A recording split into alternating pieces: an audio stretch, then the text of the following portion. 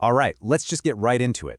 And I mean, really, prepare yourself, because we're about to explore a set of ideas that will probably challenge everything you've ever been taught about money, taxes, and government debt. It's called Modern Monetary Theory, or MMT, and it kicks off with a few simple but really radical claims. Okay, first up, there's this. A government that issues its own currency, like the United States with the dollar, the UK with the pound, or Japan with the yen, can never, ever go broke in that currency. It can't be forced to default on its debts. Just let that one sink in for a minute. And then there's this bombshell. That whole story we're told, the government collects our tax dollars and then goes out and spends that money on things like roads and schools. Well, according to MMT, that's completely backward. The whole sequence is the other way around. And finally, the big one, the national debt, the deficit. You've seen those giant, scary numbers flashing across the news. Well, MMT argues we fundamentally misunderstand what they even are. In fact, it suggests that a government deficit might actually be a very good thing for the rest of us. So you're probably thinking, how can any of this possibly be true? Well, that's exactly what we're here to unpack. We'll start by looking at why this isn't just some dusty academic debate. Then we're going to rewire our basic understanding of money itself. After that, we'll dive into MMT's core ideas, test them against the real world and its critics, and finish up by reframing the whole economic conversation. So yeah, let's be perfectly clear about something. This is not some abstract theory for a university classroom. The ideas we're talking about are at the absolute heart of the biggest political and economic debates happening right now, and they directly affect your job, the prices you pay, and your future. I mean, just think about it for a second. When the COVID pandemic hit, governments around the world spent trillions of dollars that just seemed to appear out of nowhere. How is that even possible? And every single debate we have about big ideas, whether it's a Green New Deal or forgiving student debt or universal health care, it always hits the same wall. How are you going to pay for it?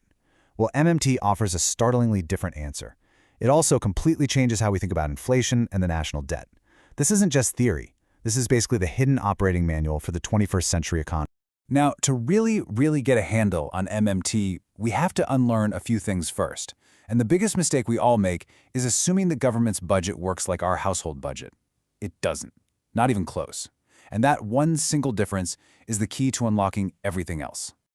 This slide here really highlights that fundamental distinction. You, me, every business out there, we are all currency users. We have to earn money or borrow it before we can spend it, right? But a sovereign government is the currency issuer. It creates the very thing the rest of us use and need.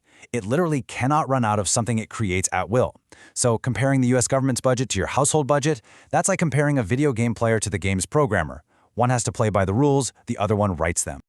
So what is this money that the government issues? It's what's known as fiat money. It's not backed by a physical thing like gold anymore. So where does its value come from? Well, it comes from the fact that the government says it's legal tender and, this is the crucial part, it demands that taxes be paid in that specific currency. That legal obligation creates a permanent, society-wide demand for it. You can almost think of a dollar bill as a tax credit. It's basically an IOU from the government that it will always accept back from you to settle a tax bill.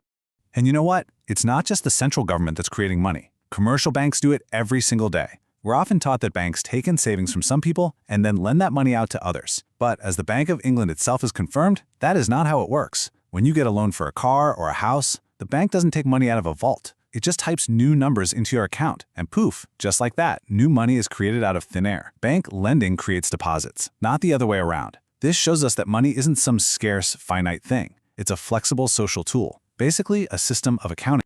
Okay, so with that foundation in place, now we can properly introduce modern monetary theory. The thing to remember is MMT isn't a political ideology that you vote for, like socialism or libertarianism. It actually presents itself as a description. It's a lens for seeing how a modern economy with its own sovereign currency already works.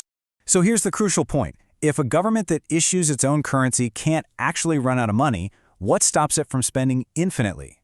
MMT's answer is really clear. The real world.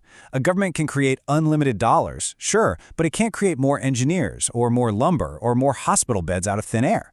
The true constraint on spending is inflation, and that happens when too much money starts chasing too few real goods and services. So the question shifts from how do we pay for it to do we have the real resources to actually do it?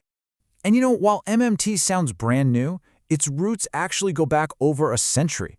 It builds on ideas from the early 1900s like chartalism, which first argued that it's taxes that drive the value of money. It also incorporates functional finance from Abba Lerner back in the 1940s, who said government policy should be judged by its real-world results, like full employment, not by some arbitrary budget number. It wasn't until the 1990s that economists like Bill Mitchell and Randall Wray really synthesized all these ideas into the framework that we now call MMT. So let's move on to the core tenets. Let's see how all this builds into a complete worldview. These are the foundational claims of MMT, and really, when you put them all together, they completely reframe how we view the economy. Okay, let's break them down nice and simple. 1, a government that issues its own currency can't go broke. We've kind of covered that. 2, taxes don't fund the government. They're there to create demand for the currency and to keep inflation in check. 3, this one's a big one. The government's deficit is the private sector's surplus, to the penny. It's just simple accounting. 4, when the government sells bonds, it isn't borrowing like you or I would. It's just a monetary policy tool to help manage interest rates. And 5, the only real limit on spending is inflation, which happens when we run out of real things to buy, not when we run out of money. Now, all this thinking leads us to MMT's most famous and probably most controversial policy idea, the job guarantee. The idea is the federal government would promise to provide a job at a fixed minimum wage to anyone who is willing and able to work. This creates a buffer stock of employed people. When the private sector is booming, it can hire people out of this pool. But when it slumps, people have a job to go to instead of just becoming unemployed.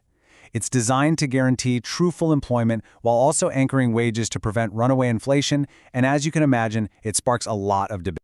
Okay, so this all sounds pretty coherent in theory, right? But the really critical question is, does it actually work in the messy, complicated real world? Let's take a look at some of the evidence and the main arguments against it. I mean, just look at this chart. This shows something that deeply challenges conventional economics. For decades, we've all been warned that soaring public debt would cause interest rates to skyrocket and inflation to explode.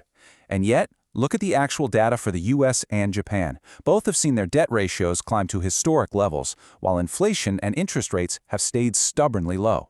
Now, this doesn't automatically prove MMT is right, but it sure does suggest the conventional story we're told about debt is missing a huge piece of the puzzle.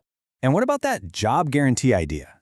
Well, Argentina's Plan Jefes back in the early 2000s is probably the closest we've ever come to a real-world test.